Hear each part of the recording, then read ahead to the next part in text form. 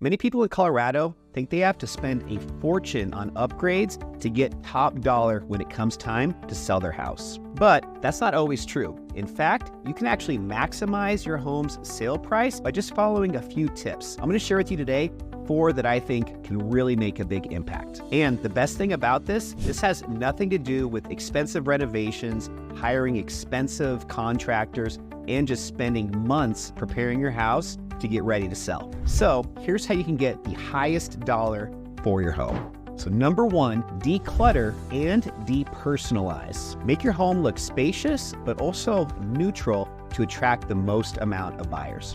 Number 2, boost your curb appeal. Simple landscaping and a fresh coat of paint can make a huge difference. Number 3, minor repairs. Fix any small repairs in your house, like leaky faucets, cracked tiles, and just make sure that everything looks fresh and clean. And number 4, professional staging.